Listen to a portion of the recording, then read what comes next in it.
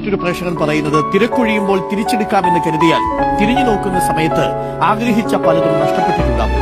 ജീവിതം ചെറുതാണ്, സമയം തീരെ കുറവ്. നവാസ് പറഞ്ഞത് വളരെ കൃത്യമായൊരു കാര്യം.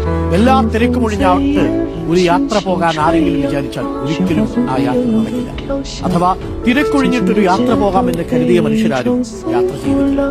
തിരക്കുകൾക്കിടയിലാണ് യാത്രയ്ക്ക് സമയം നമ്മൾ കണ്ടെത്തുന്നത്. കുറച്ചൊക്കെ സമയം മാറ്റിവെക്കണം.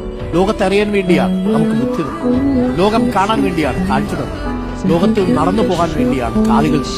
ലോകത്തെ നല്ല രുചി വിഭവങ്ങൾ ആസ്വദിക്കാൻ വേണ്ടിയാണ് നമുക്ക് നല്ല രുചിയും ഭക്ഷണവും വിശപ്പും ഒക്കെ തന്നത്. ഇതൊന്നും അറിയാതെ ഇങ്ങനെ തീർന്നു പോയിട്ട് അതുകൊണ്ട് യാത്ര ചെയ്യണം. പരമാവധി കാഴ്ചകൾ വേണം.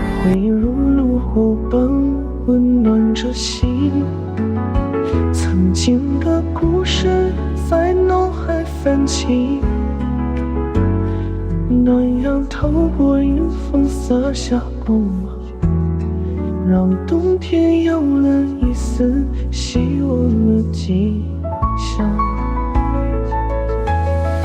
如天的诗律在心中奏响，寒风雪花。